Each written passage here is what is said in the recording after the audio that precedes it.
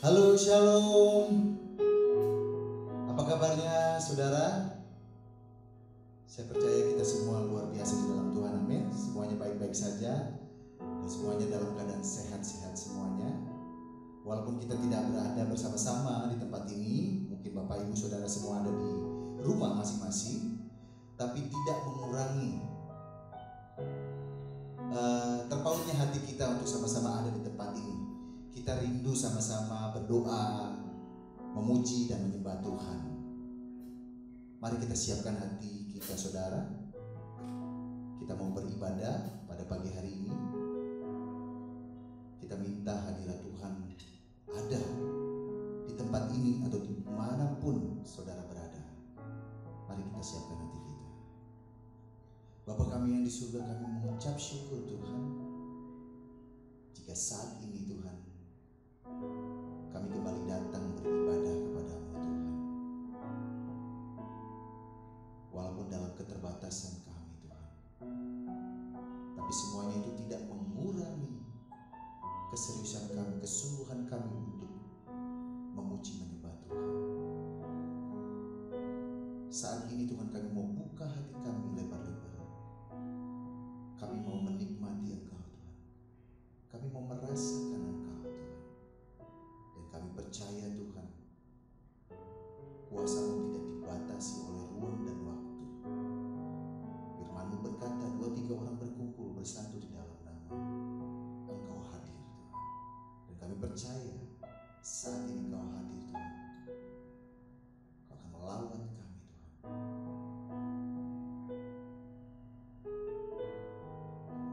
Yesus, terima kasih Tuhan. Terima kasih Tuhan. Terima kasih Yesus. Mari mulai ucapkan syukur saudara. Mari angkat suara kita menaikkan syukur kepada Dia. Katakan terima kasih Tuhan. Terima kasih Yesus. Engkau sungguh baik. Engkau sungguh baik. Terima kasih Yesus. Kasih-Mu besar. Kasih-Mu melimpah di dalam hidup kami. Oh, terima kasih Tuhan.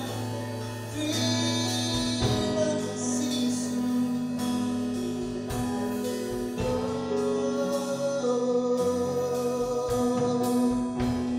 Terima kasih Yesus. Terima kasih Tuhan. Sungguh hati kami bersyukur.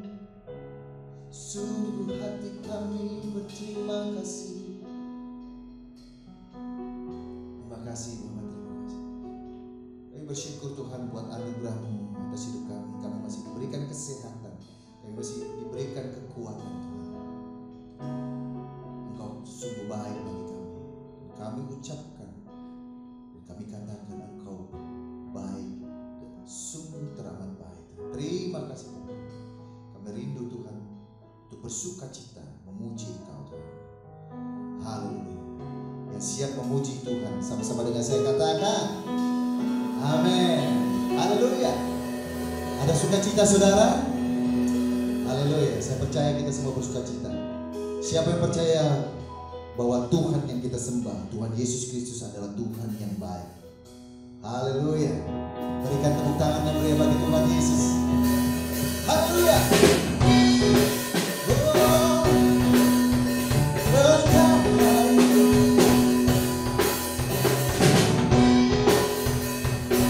Mari menyanyi dan menari bagi Tuhan saudara.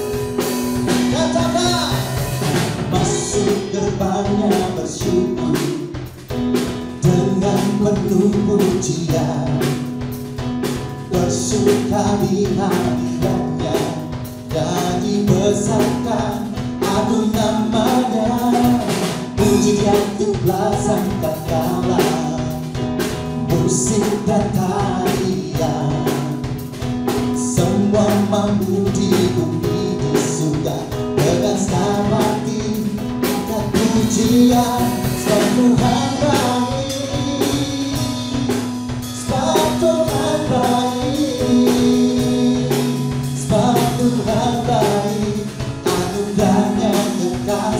selamanya. Sebab Tuhan baik, sebab Tuhan baik, sebab Tuhan baik, anugerahnya kekal selamanya. Haleluya, katakan Yesus Kristus, Yesus Kristus Allah Tuhan, pencipta segalanya. Haleluya, mari sujud di hadapannya, tanganmu naikkan pujian, pujian tulah sampai kala, musik dan tarian, semua makhluk di bumi di surga dengan segenap hati angkat pujian. Sebab Tuhan baik, sebab Tuhan baik, sebab Tuhan baik, anugerahnya kekal selamanya. Sebab Tuhan baik, sebab Tuhan baik, sebab Tuhan baik, anugerahnya kekal selamanya. Sebab Tuhan baik, sambil angkat tanganmu. Sebab Tuhan baik, amin Jesus.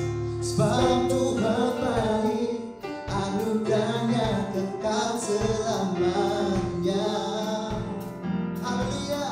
Sebab Tuhan baik, sebab Tuhan baik, sebab Tuhan baik, anugerahnya kekal selamanya. Mari mau lebih lagi saudara, angkat kedua tanganmu sambil angkat jempol, katakan sebab Tuhan. Sebab Tuhan baik, sebab Tuhan baik, oh, sebab Tuhan baik, anugerahnya kekal selamanya.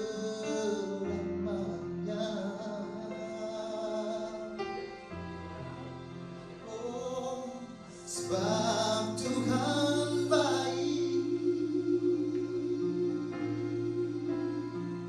sebab Tuhan baik,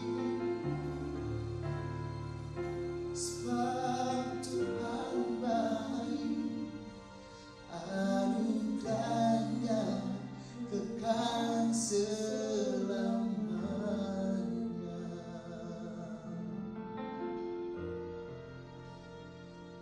Oh, terima kasih Yesus.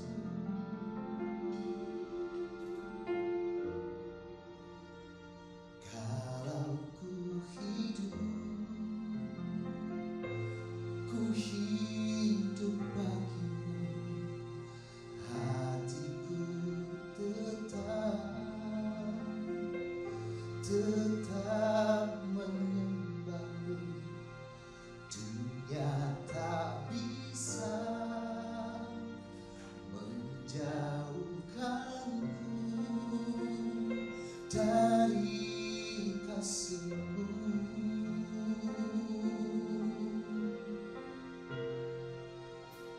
Selama ku hidup bagimu, mataku tetap memandangmu. Dunia tak bisa menjauhkanku dari kasih-Mu.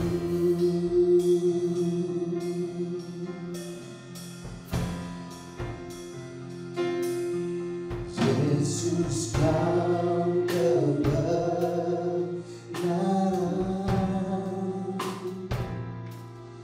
yang menyelamatkan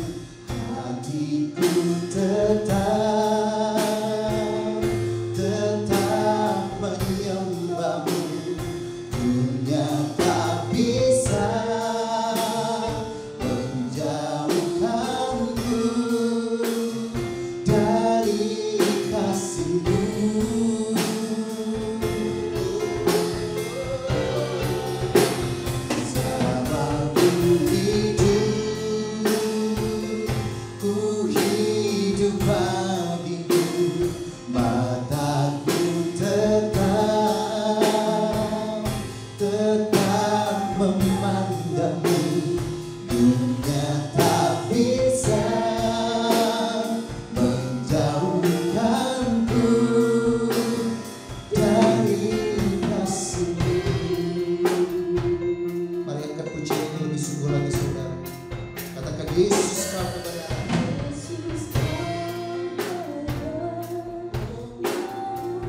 Yang menyelamatkanku.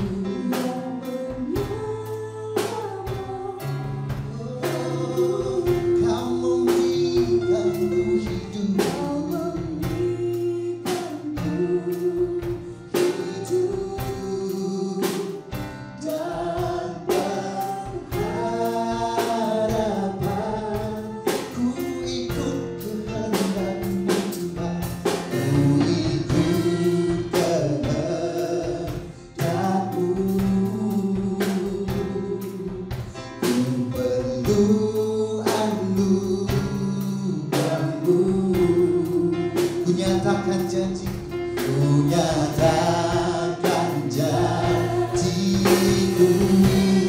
kepadamu.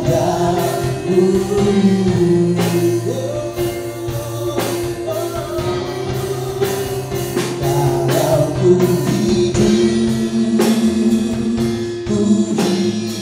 bagimu,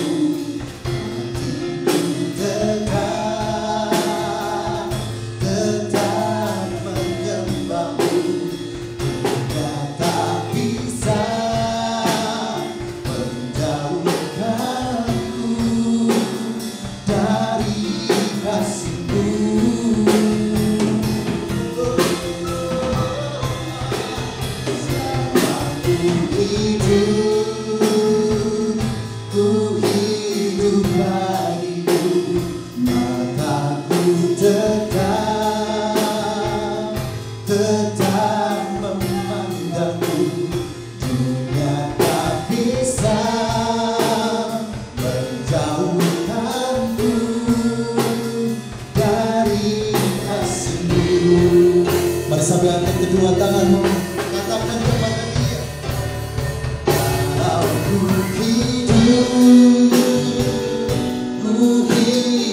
bagimu, hatiku tetap menyembahmu. Dunia tak bisa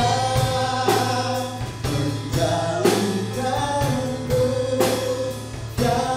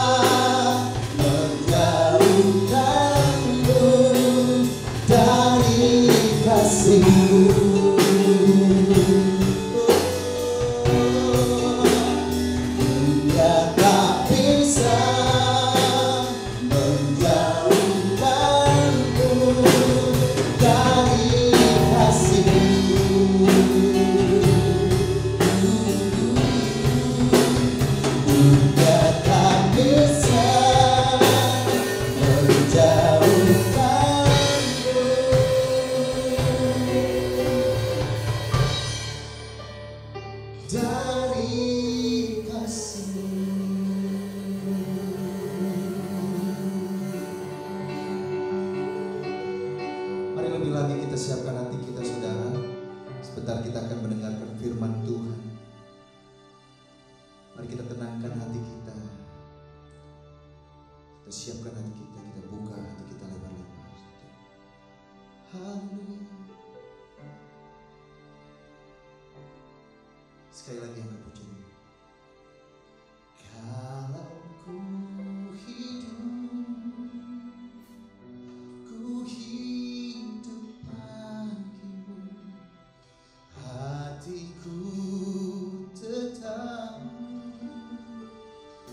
tetap menyembahmu, dunia tak bisa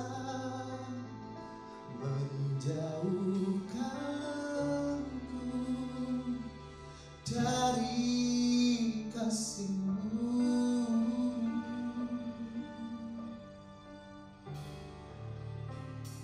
Selama ku hidup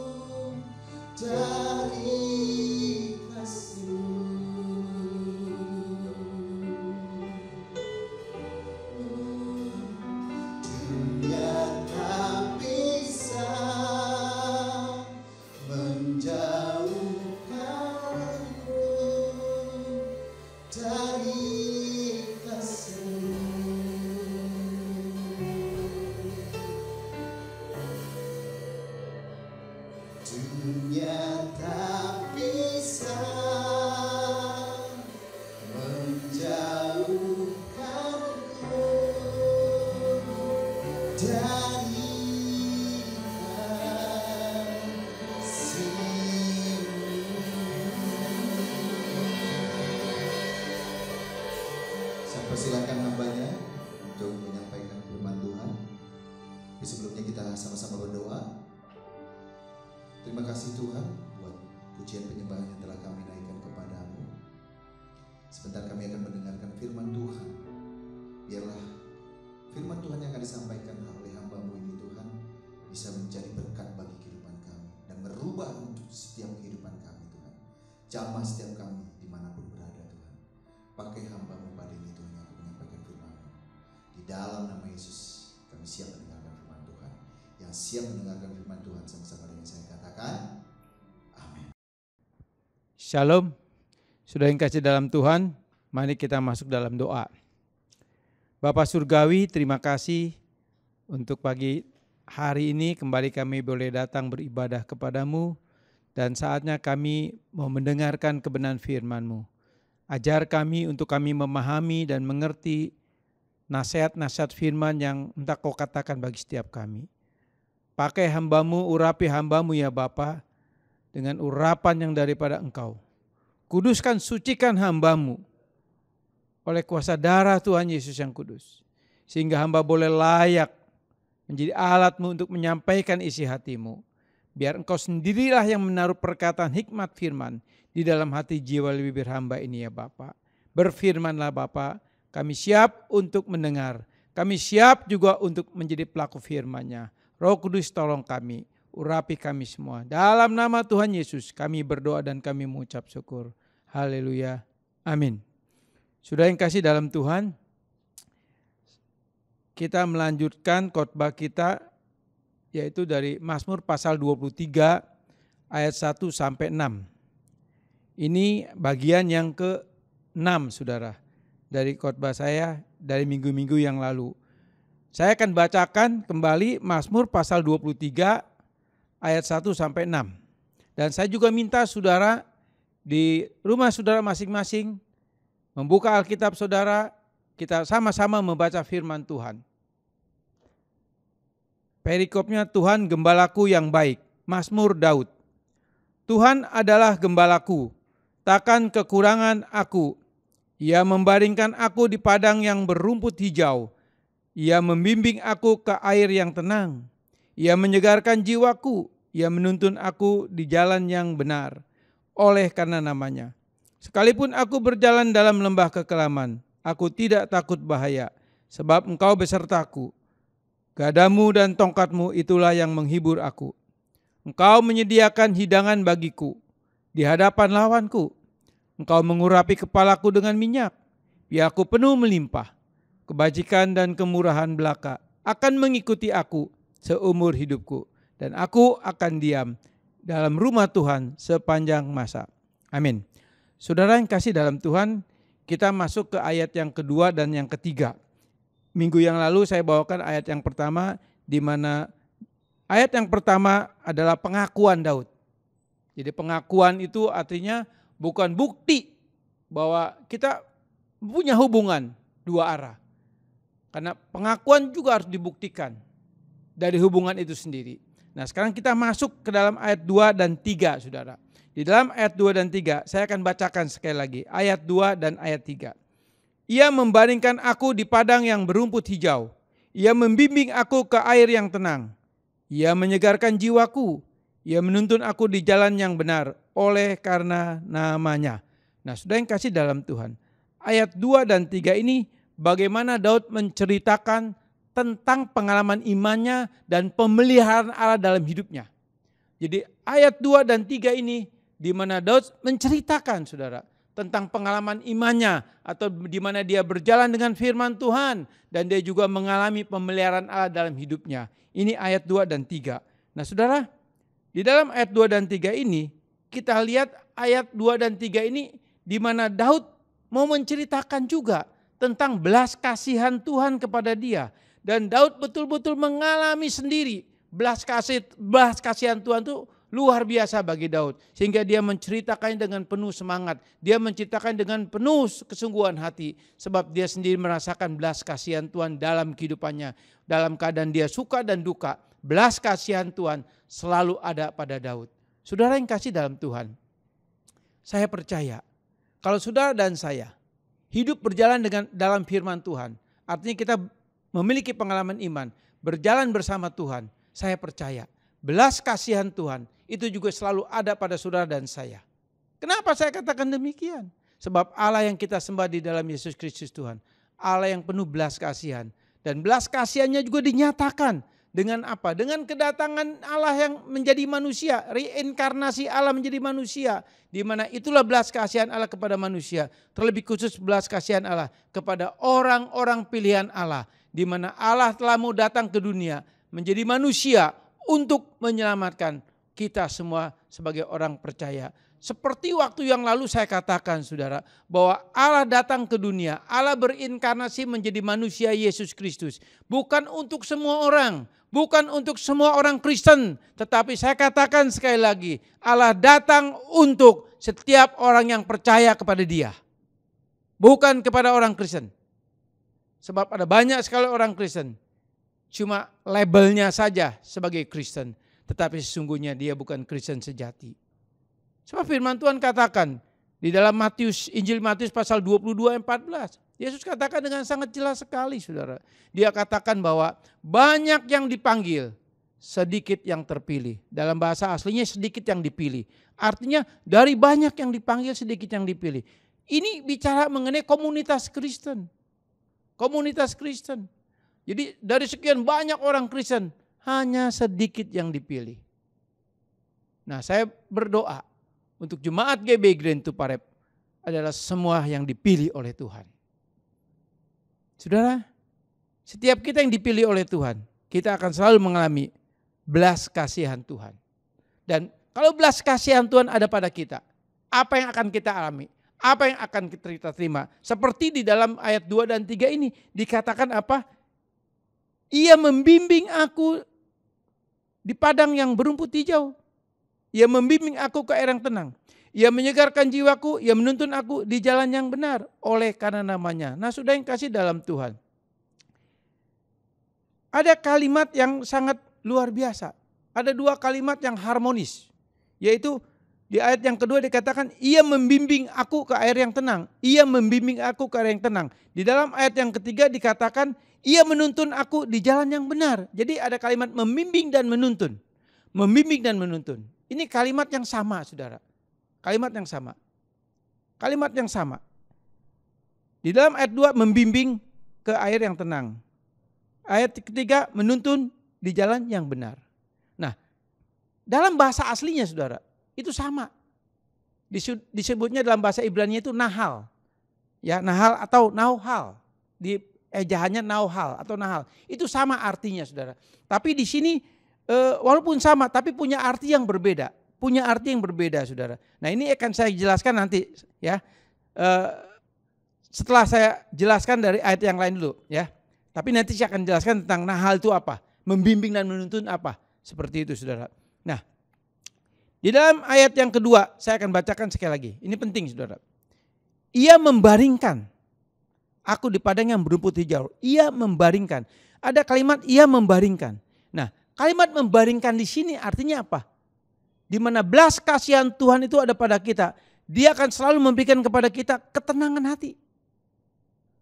Jadi kalimat ia membaringkan. Artinya ia memberikan ketenangan hati bagi saudara dan saya. Ia memberikan damai sejahtera dalam hati saudara dan saya. Di mana Daud sendiri mengalaminya. Dia berkata ia membimbing aku. Ia membaringkan aku. Nah, saudara, kalimat membaringkan ini kalimat di mana sekali lagi saya katakan memberikan ketenangan hati, ya, memberikan ketenangan hati, damai sejahtera. Kenapa hati kita menjadi tenang? Kenapa hati Daud menjadi tenang? Karena apa? Karena ia membaringkan Daud itu di apa? Di padang yang berumput hijau. Padang yang berumput hijau. Nah, kalimat dalam terjemahan yang lainnya dikatakan bukan padang rumput yang hijau, tetapi rumput yang segar. Ada kalimat yang berbeda saudara. Dalam bahasa Indonesia dicakap berumput hijau. Nah, sebetulnya ini rumput yang segar maksudnya seperti itu saudara. Jadi tetapi yang lebih penting lagi itu belas kasihan Tuhan. Di dalam hal ini belas kasihan Tuhan artinya dia memberikan ketenangan hati. Dia memberikan damai sejahtera bagi Daud. Saya juga percaya Tuhan juga akan memberikan kepada kita ketenangan hati kita, damai sejahtera kita. Walaupun saat ini kita menghadapi banyak sekali masalah, pergumulan. Kita tahu ini bukan sesuatu yang menyenangkan, suasana yang saat ini kita tahu pandemik corona ini begitu luar biasa sekali. Saya singgung beberapa kali dalam khotbah saya minggu-minggu yang lalu bahwa dampak daripada pandemi virus corona ini sangat-sangat luar biasa sekali. Semua terkena imbasnya, saudara. Setiap saudara dan saya, setiap kita pasti merasakan kegelisahan dalam hati kita. Kekhawatiran, ketakutan, kecemasan. Sebagai manusia itu sesuatu yang wajar. Tapi saudara dan saya, kita punya Allah. Kita punya Yesus, Allah yang hidup, Allah yang berkuasa. Itu yang menjadi pengharapan kita. Itu yang menjadi fokus hidup kita. Kita dianugerahkan iman supaya kita mempercayai Dia. Dan saya percaya, belas kasih-Nya turun kepada saudara dan saya. Dia akan memberikan kepada kita ketenangan hati. Artinya Dia membaringkan. Kenapa? Tetap pemeliharaannya ada pada saudara dan saya. Walaupun di saat kita mengalami masalah seperti ini, masalah pandemik seperti ini. Saudara, Ia membaringkan, Ia memberikan ketenangan hati. Kenapa? Karena Dia jamin, Dia memberikan kepada kita rumput yang hijau atau rumput yang segar. Daud mengalami hal itu, saudara. Walaupun dalam penderitaannya, Daud betul-betul mengalami damai sejahtera dalam hatinya. Secara manusia Daud mengalami ketakutan itu wajar, saudara. Karena manusia, ya, karena manusia. Sebab di dalam diri manusia itu ada jiwa. Nah, dalam jiwa itu ada emosi, ada perasaan. Perasaan inilah yang kadang-kadang bisa terpengaruh dengan pengaruh eksternal, pengaruh luar. Kita tahu juga banyak keluh kesah Daud di dalam kitab Mazmur. Tapi di dalam keluh kesah Daud, Daud tetap mengalami pemeliharaan Allah. Daud menerima ketenangan hati, damai sejahtera. Sebab Daud betul-betul merasakan belas kasihan Tuhan turun atas Daud. Saudara, selanjutnya dikatakan ayat yang ketiga, saudara. Di ayat yang ketiga dikatakan, Ia menyegarkan jiwaku, Ia menuntun aku di jalan yang benar oleh karena namanya. Saudara, ayat ketiga dikatakan, Ia menuntun aku di jalan yang benar. Artinya jalan yang benar ini apa? Jalan yang benar di sini artinya di dalam ayat ketiga, Ia menuntun aku di jalan yang benar, artinya jalan yang benarnya ini maksudnya, saudara. Maksud saya jalan yang benar di sini artinya Gembala kita, Yesus Kristus, yang selalu mengajarkan kepada kita firman-Nya. Jadi saudara dan saya dalam kehidupan kita sebagai orang percaya, yang tadi saya katakan kalau saudara dan saya sebagai Kristen sejati, kita ada Roh Kudus di dalam hati kita, manunggal dengan roh kita. Nah, Roh Kudus itulah, Roh Yesus itulah yang selalu membawa kita, menuntun kita, menyadarkan kita, memberikan kerinduan kepada kita untuk kita mau mengenal lebih dekat lagi, mengenal firman-Nya. Ada kerinduan yang kuat, kerinduan yang bukan dimunculkan karena kewajiban karena saya orang Kristen saya harus baca Alkitab, tidak. Itu adalah program-program yang salah. Sebab orang Kristen sejati, dia pasti punya kerinduan untuk bersaat teduh. Dia punya kerinduan untuk selalu membaca firman Tuhan. Bohong besar kalau saudara mengaku Kristen sejati, tapi enggak pernah membaca firman Tuhan, enggak pernah ada kerinduan merenungkan firman Tuhan, enggak ada pernah kerinduan untuk belajar firman Tuhan, itu bohong besar. Sebab Yohanes pasal 14 ayat 26 dengan sangat jelas sekali berkata. Saya akan bacakan Yohanes pasal 14 ayat 26. Kita loncat ya, Yohanes 14 ayat 26. Nah, di dalam Yohanes 14 ayat 26 firman Tuhan katakan demikian, saudara. Yohanes pasal 14 ayat 26. Tetapi penghibur, yaitu Roh Kudus, Roh Allah, yang akan diutus oleh Bapa dalam namaku, dalam nama Yesus, Dialah yang akan mengajarkan segala sesuatu kepadamu dan akan mengingatkan kamu akan semua yang telah kukatakan kepadamu. Jelas sekali, saudara. Firman Tuhan katakan di dalam Yohanes 14 ayat 26. Yohanes 14 ini adalah doktrin Roh Kudus. Juga Yohanes 15, Yohanes 16, 3 pasal ini bicara doktrin Roh Kudus.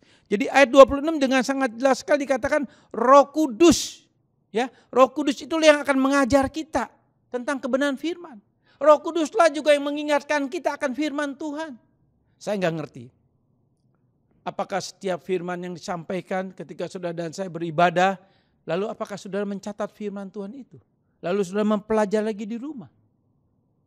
Saya katakan sekali lagi saudara, kalau saudara mengaku Kristen sejati, tapi tidak pernah kembali mempelajari firman Tuhan yang saudara dengar, saudara bukan Kristen sejati. Saya berani katakan demikian saudara. Sebab firman Tuhan katakan jelas sekali. Setiap Kristen sejati, di dalam hatinya ada Roh Kudus. Inilah yang memberikan kerinduan, rasa haus dan lapar akan firman Tuhan. Dia selalu membaca dan merenungkan firman Tuhan. Dia selalu belajar. Karena ada yang menggerakkannya itu Roh Allah, Roh Kudus, Roh Yesus. Ini harus kita pahami saudara. Sebagaimana Daud katakan, ia menuntun aku di jalan yang benar. Nah, kalimat di jalan yang benar artinya apa? Di mana Gembala Agung kita, Roh Kudus, yang memberikan kepada saudara dan saya kerinduan untuk belajar firman. Kerinduan untuk baca firman. Bagaimana saudara dan saya bisa mengerti, bisa memahami kehendak Allah kalau sudah enggak pernah baca firman. Sebab kehendak Allah hanya ada di dalam firman Tuhan. Dan kita bisa tahu kehendak Allah. Apa yang harus saudara dan saya lakukan dalam kehidupan saudara dan saya setiap hari. Dari Alkitablah kita bisa tahu. Dari firman Tuhan yang kita bisa tahu. Bagaimana Allah berbicara kepada kita. Oleh sebab itu Roh Kudus memberikan peringatan. Mengingatkan. Untuk kita selalu baca dan merenungkan firman Tuhan. Jadi di jalan yang benar artinya Gembala Agung kita lewat Roh Kudus mengajar firman-Nya bagi saudara dan saya setiap hari di dalam kehidupan saudara dan saya. Nah, selanjutnya dikatakan oleh karena namanya. Ayat 3 ada kalimat oleh karena namanya. Oleh karena namanya ini apa saudara? Oleh karena namanya ini adalah nama Kristus. Bicara nama Kristus. Nama Gembala Agung kita. Itulah nama yang menjamin saudara dan saya. Jaminan kekal. Jaminan yang pasti. Firman Tuhan katakan di dalam Kisah Rasul 14 Kisah Rasul pasal 4 ayat 12 maksud saya. Kisah Rasul 4 ayat 12 dikatakan apa? Di bawah kolong langit ini tidak ada nama lain yang mendatangkan keselamatan. Hanya ada di dalam Yesus Kristus. Jelas saudara. Jadi saudara dan saya yang sudah menjadi orang pilihan Tuhan. Kita tahu kita mendapat jaminan. Siapa? Kristus jamin saudara dan saya. Dialah gunung batu kita. Dialah menara kekuatan kita. Dialah kota benteng kita. Saudara, kalau kita ada di dalam benteng perlindungan Tuhan. Sekalipun ada banyak masalah pergumulan dalam hidup saudara dan saya percaya. Dia akan membaringkan kita di padang rumput yang segar. Padang rumput yang segar. Kalimat padang rumput yang segar ini bicara apa? Ini bicara mengenai makanan. Mengenai fasilitas yang saudara dan saya butuhkan. Tuhan siapkan semua. Dia akan memberikan ketenangan. Ini yang menjadi jaminan saudara dan saya sebagai orang percaya. Saudara, kita lanjut. Tadi saya katakan ada dua kalimat atau dua kata yang begitu harmonis. Yaitu kalimat membimbing dan menuntun.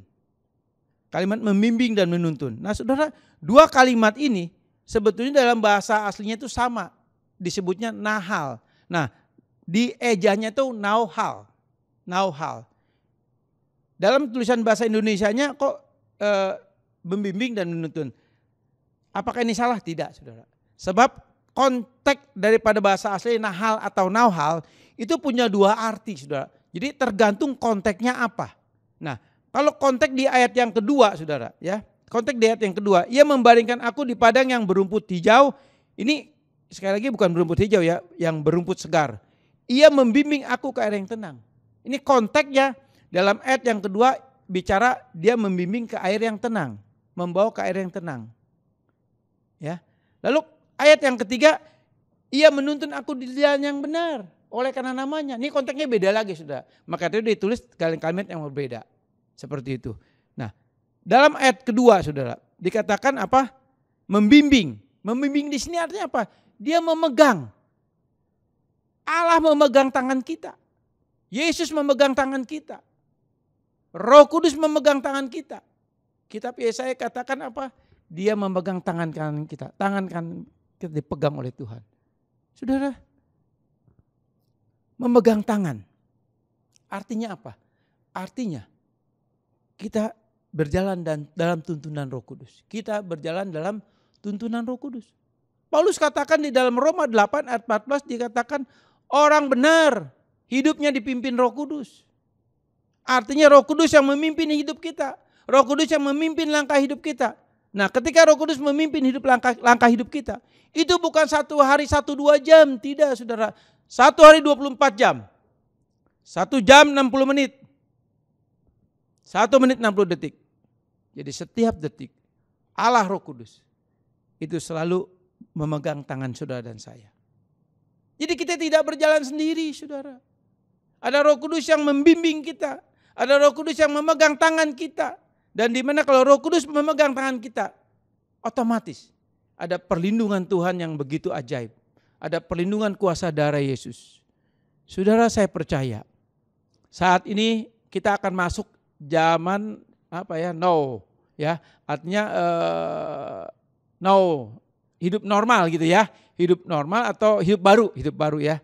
Hidup baru. Nah, bahkan Bapak Presiden katakan ya hidup berdampingan atau berdamai dengan berdampingan kalau nggak salah hidup berdampingan dengan virus corona. Saudara, kalau saudara dan saya bayangkan, kita melihat di mass media cetak maupun mass media elektronik, virus corona sangat menakutkan saudara. Apalagi nanti kita belajar untuk hidup secara normal dalam tanda kutip. New normal kalau nggak salah ya, new normal. Artinya hidup baru berdampingan dengan virus corona dalam tanda kutip, berdampingan. Kita jujur saudara, saya juga sebagai manusia ada rasa khawatir dan takut. Takut terpapar saudara. Kita nggak ngerti. Ketika kita beraktivitas, mungkin orang yang berdekatan dengan kita dia tahu-tahu memang udah terpapar. Dan bagaimana dengan kita? Saudara, nah di sini saya mau katakan demikian, begini saudara. Dikatakan ia membimbing, artinya memegang tangan. Artinya Roh Kudus menuntun kita. Kalau Roh Kudus menuntun kita, ada perlindungan kuasa darah Yesus bagi saudara dan saya. Gimana Roh Kudus bersama saudara dan saya percaya. Ketika mungkin saudara ada di dalam lingkungan yang mungkin mereka terkena wabah itu. Tanpa kita ketahui. Saya percaya virus itu tidak akan pernah mengenai saudara dan saya. Ada perlindungan kuasa darah Yesus. Sebab saudara dan saya berjalan bersama Roh Kudus. Dan Roh Kudus yang tahu. Yang akan menjaga kita. Ini iman yang benar. Kita percaya itu. Bukan iman yang buta. Bukan iman yang mencobai. Yang pernah dulu waktu saya katakan di dalam khotbah saya yang awal. Kalau tidak salah tanggal 19 April. Ada satu hamba Tuhan. Dari Surabaya. Hamba Tuhan berkata, ini gereja tempat kudus. Saya tidak takut dengan virus corona. Lalu dia turun dari mimbarnya saudara. Dia peluk salah satu jemaatnya. Mari sini jangan takut, saya peluk kamu. Saudara, sekali lagi saya katakan. Kalau jemaat itu saat itu terpapar virus corona, saya jamin pendeta ini akan terkena virus corona. Kenapa? Karena iman yang mencobai Tuhan. Itu iman yang buta. Tapi kalau kita, sekali lagi saya katakan, ada hidup berdampingan dan kita tidak tahu, ya saya percaya ada perlindungan kuasa darah Yesus. Dia membimbing, artinya dia memegang tangan saudara dan saya. Ada tuntunan Roh Kudus 1 hari 24 jam dalam hidup saudara dan saya. Di mana Roh Kudus itulah yang mengaruniakan keamanan. Artinya ada perlindungan kuasa darah Yesus buat saudara dan saya. Nah saudara, di dalam kalimat ayat yang ketiga, ia menuntun aku di jalan yang benar. Ia menuntun. Nah saudara, ini juga kalimat yang sama, nahal atau nauhal. Ini menuntun artinya di sini bukan lagi menggandeng saudara. Menuntun di sini maksudnya adalah dia bukan lagi maksud saya memegang tangan, tapi dia menggandeng maksud saya. Kalau dalam membimbing itu dia memegang tangan kita. Ya. Tapi kalau dia menuntun di sini maksud dari ayat ini dia menggandeng. Menggandeng itu artinya memeluk gitu ya, seperti kan kalau menuntun tangan kita dipegang kan gitu ya. Ini menggandeng saudara. Menggandeng artinya berdekatan gitu ya. Mungkin ya pundaknya dipegang atau gimana. Ini menurut saya saudara, dia menggandeng. Artinya dia menggandeng, dia berdampingan dengan saudara dan saya bersama kita berjalan. Bergandeng saudara. Nah kalau dia menuntun kita, Dia menggandeng kita.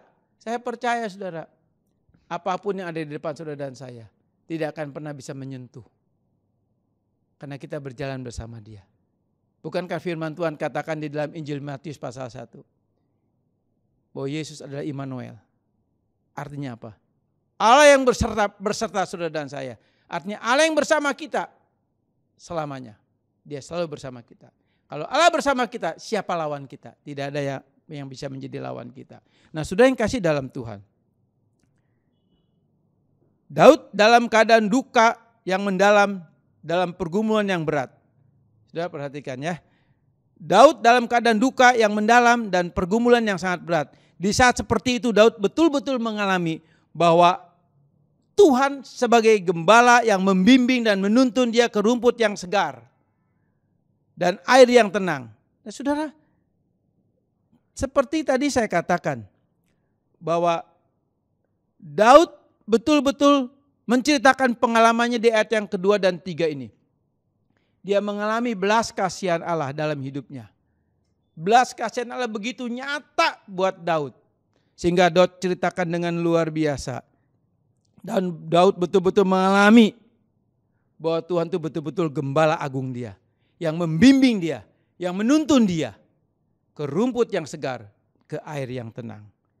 Berarti apa? Daud selalu ada damai sejahtera dan sukacita dalam hidupnya. Saudara, Allah mengaruniakan iman kepada kita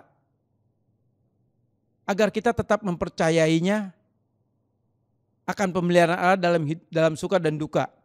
Nah, saudara, Allah memberikan iman kepada saudara dan saya agar kita mempercayai dia. Kalimat mempercayai dia di sini saudara punya arti yang lebih dalam lagi. Yaitu apa? Saya akan bacakan. Di dalam Yeremia 17 ayat 7 dan 8. Yeremia 17 ayat 7 dan 8. Diberkatilah orang yang mengandalkan Tuhan, yang menaruh harapannya pada Tuhan. Ia akan seperti pohon yang ditanam di tepi air, yang merambatkan akar-akarnya ke tepi batang air, dan yang tidak mengalami datangnya panas terik, yang daunnya tetap hijau, yang tidak khawatir dalam tahun kering, dan yang tidak berhenti menghasilkan buah. Saudara, kitab Yeremia 17 ayat 7 sampai 8 itu dikatakan diberkati orang yang mengandalkan Tuhan, yang menaruh harapan pada Tuhan. Saudara, Allah memberikan iman kepada saudara dan saya dengan tujuan apa? Supaya kita mengandalkan Tuhan. Supaya kita mempersembahkan dan menyerahkan hidup kita kepada Tuhan. Sebab kita percaya hanya Dia yang mengendalikan hidup saudara dan saya. Hanya Dia yang bisa membawa kita ke dalam rencana-rencana yang penuh damai sejahtera. Hanya Dia yang bisa membawa kita ke dalam kemenangan demi kemenangan. Dan hanya Dia yang bisa membawa kita ke dalam perlindungan yang begitu luar biasa. Dia berikan iman kepada saudara dan saya. Agar apa? Kita mempercayai Dia sebagai Tuhan dan Juru Selamat. Agar hidup saudara dan saya betul-betul hanya mengandalkan Dia saja. Hanya mengandalkan Dia saja. Ini penting, hanya mengandalkan Dia saja. Saudara, kalau orang beriman sejati, pasti dia mengandalkan Tuhan. Arti daripada mengandalkan Tuhan artinya bahwa ketika kita punya pergumulan apapun, saudara, masalah apapun, seberat apapun, yang rasanya sebagai manusia ini enggak ada mungkin lagi ada jalan keluar. Sebagaimana Daud juga mengalami seperti itu. Tapi Daud tetap mengandalkan Allahnya. Dia mengandalkan Allahnya Abraham. Dia mengandalkan Allahnya Ishak. Dia mengandalkan Allahnya Yakub. Saudara dan saya pun sama. Kita mengandalkan Allah yang sama. Yang kita kenal di dalam Yesus Kristus Tuhan. Itu yang menjadi andalan saudara dan saya. Pengandalan kita kepada Tuhan bukan karena muncul dari rencana kita lalu dengan pikiran kita bahwa oh Tuhan yang penolong kita. Tidak. Pengandalan itu secara otomatis dilahirkan dari iman. Iman itulah yang melahirkan saudara dan saya sehingga kita bisa mengandalkan Tuhan. Tanpa iman saudara dan saya tidak bisa mengandalkan Tuhan. Dasar saudara dan saya mengandalkan Tuhan adalah iman. Seperti Ibrani 11 ayat 1 dikatakan apa? Iman adalah dasar dari sesuatu yang kita harapkan. Dan bukti dari segala sesuatu yang tidak kita lihat. Kalimat iman dasar dari segala sesuatu yang kita harapkan. Kalimat dasar di situ saudara. kalimat dasar di situ artinya apa? Jaminan. Artinya apa? Iman jaminan yang menjadi pengharapan saudara dan saya. Dia yang menjamin ketika kita berharap kepada Tuhan, kita berharap dan mengandalkan Tuhan, iman yang menjadi jaminan saudara dan saya bahwa Tuhan mendengar pengharapan kita. Tuhan mencatat pengharapan kita. Bahkan iman punlah yang juga yang memunculkan pengharapan itu.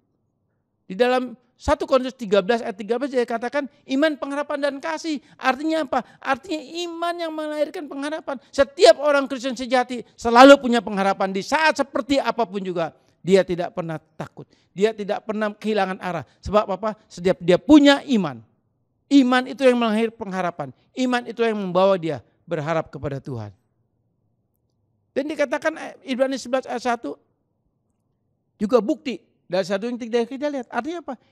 Iman yang akan membuktikan, saudara.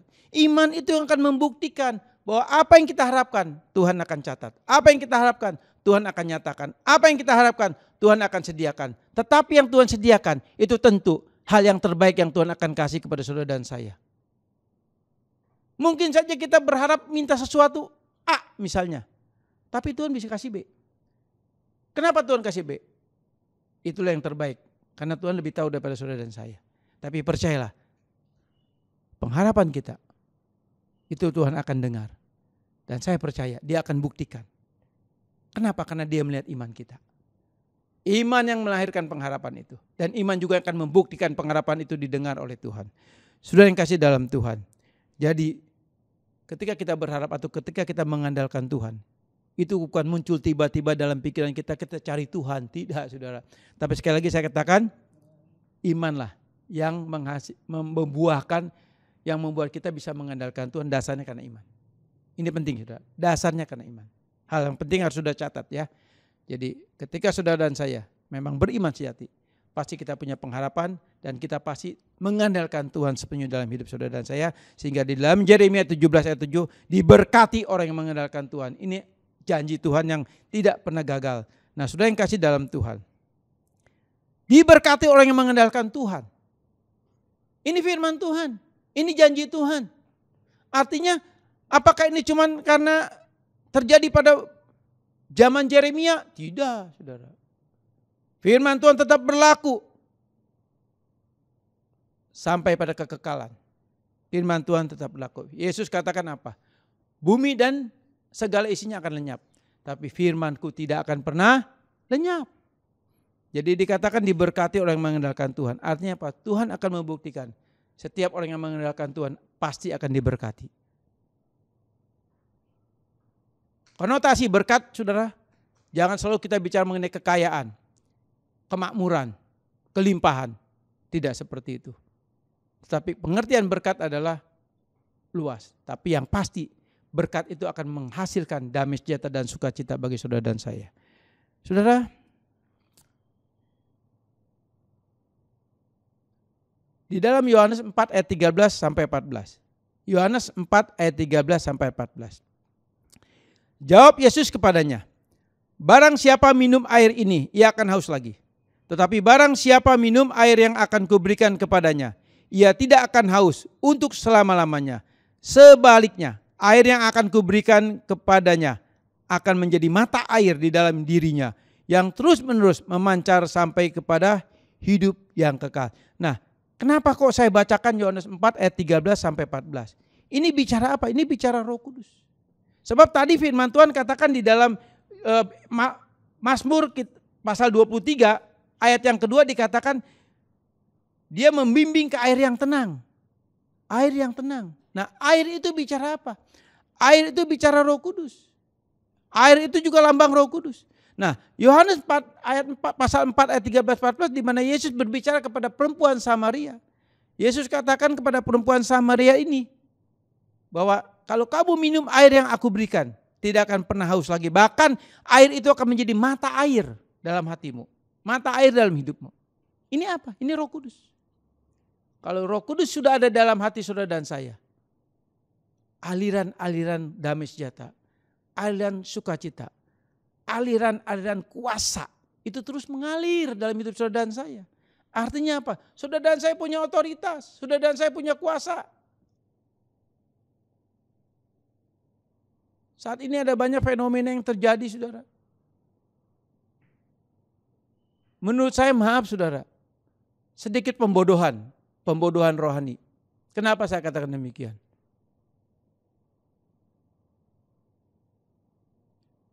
Kalau ada hamba Tuhan yang berkarisma, dalam tanda kutip.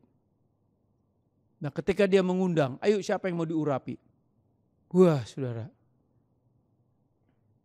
hampir-hampir bangku itu kosong semua.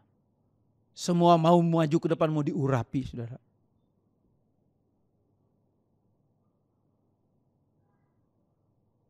Apakah ini salah? Saudara, saya bukan anti pengurapan. Pengurapan itu punya arti yang detail. Pengurapan itu punya tujuan yang detail, yang jelas.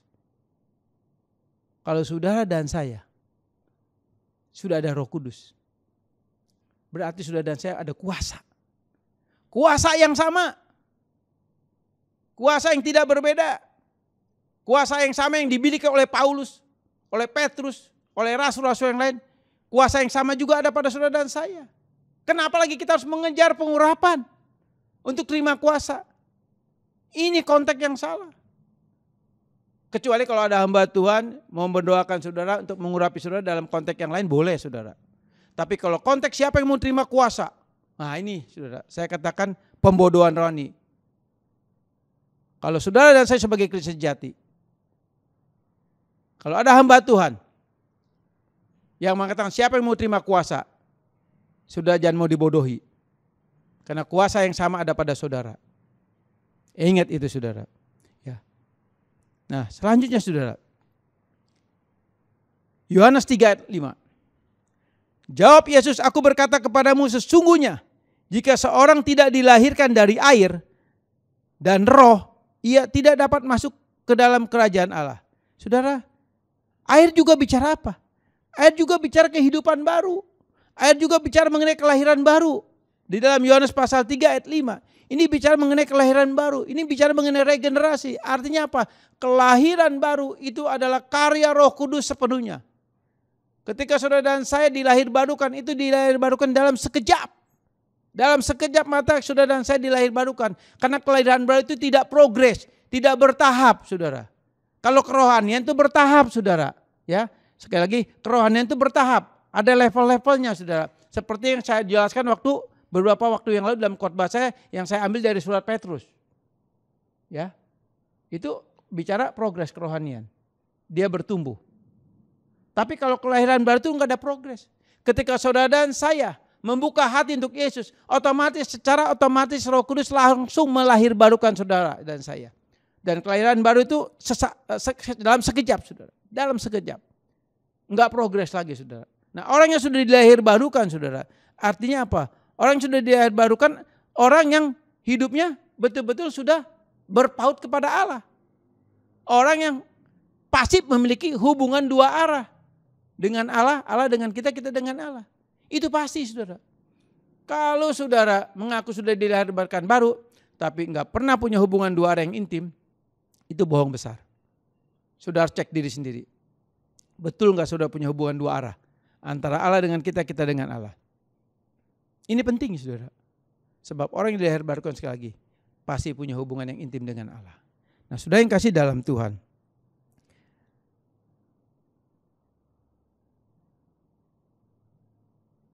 Di dalam ayat 2 dan 3 ini saudara. Seperti tadi saya katakan. Di mana Daud menceritakan tentang pengalaman imannya. Daud menceritakan bagaimana pemeliharaan Allah dalam hidupnya. Dan Daud menggambarkan begitu luar biasa belas kasihan Allah terhadap Daud. Saudara dan saya sama seperti Daud. Kita adalah orang pilihannya Allah. Kita umat pilihannya. Kita adalah gandum-gandumnya Allah. Artinya apa? Saudara dan saya adalah anak-anak Allah. Dan firman Tuhan katakan di dalam Yohanes pasal 1 ayat 12. Siapa yang menerima Yesus Kristus sebagai Tuhan dan Juru Selamat, dia akan menjadi anak-anak Allah. Dia akan terima kuasa. Nah saudara, tadi saya katakan kuasa, terima kuasa. Kenapa? Otomatis karena ada Roh Kudus masuk dalam hati kita. Roh Kudus ada, berarti ada kuasa dalam diri kita. Dan kuasa itu sama, enggak ada bedanya. dengan yang lain. Nah, saudara yang kasih dalam Tuhan, firman Tuhan tidak saya panjangkan. Nanti di minggu depan kita akan masuk ke ayat yang keempat, saudara. Ayat yang keempat untuk minggu depan. Mari kita satukan hati kita dalam doa. Bapa, terima kasih buat firman pada pagi dan siang hari ini. Firman yang sudah kami dengar, dari Roh Kudus tolong catatkan itu di dalam hati dan jiwa kami. Sehingga betul-betul firman ini tercatat. Kami sadar Bapa, dalam kehidupan ini seringkali kami dikecohkan oleh pengaruh-pengaruh luar. Yang membuat kami khawatir, yang membuat kami bimbang, yang membuat kami takut. Bahkan ada banyak pengajaran-pengajaran yang bukan membawa kami kepada Engkau. Bapa, saat ini kami bersyukur. Engkau sudah berfirman kepada kami. Engkau sudah mengajar kami. Bahwa Engkau Allah yang punya belas kasihan kepada kami. Bahwa Engkau sudah pilih kami menjadi umat-Mu, menjadi anak-anak-Mu. Dan kami percaya Bapa, Allah Roh Kudus yang akan menjadi penolong kami, yang menuntun kami ke jalan yang benar. Roh Kudus yang mengajar kami tentang kebenaran firman Tuhan. Roh Kudus yang menjadi jaminan dalam hidup kami. Roh Kudus juga yang menjadi perlindungan kami yang sempurna. Kami percaya kami tidak berjalan sendiri. Dimanapun kami berada, kami berjalan bersama Allah Roh Kudus. Immanuel, Yesus bersama kami. Bapak, terima kasih buat semua ini. Roh Kudus tolong berikan kepada setiap kami pemahaman pengertian tentang kebenaran firman ini. Sehingga kami boleh mengerti, kami boleh memahami. Setelah kami memahami, kami boleh menjadi pelaku firman. Dan kami menjadi pelaku firman oleh karena Roh Kudus ada bersama kami. Yang memampukan kami untuk menjadi pelaku firman. Bapak, terima kasih buat firman pada pagi dan siang ini. Di dalam nama Tuhan Yesus kami berdoa dan kami mengucap syukur. Haleluya. Amin. Baik, saya percaya kita semua diberkati oleh kebenaran firman Tuhan. Amin. Siapa yang diberkati oleh kebenaran firman Tuhan? Lambaikan tangannya. Haleluya. Tuhan Yesus dahsyat. Baik, sebelum kita mengakhiri ibadah kita, mari sama-sama kita bangkit berdiri. Kita mau mengakhiri ibadah ini. Kita tinggikan Dia. Haleluya. Terima kasih. Haleluya.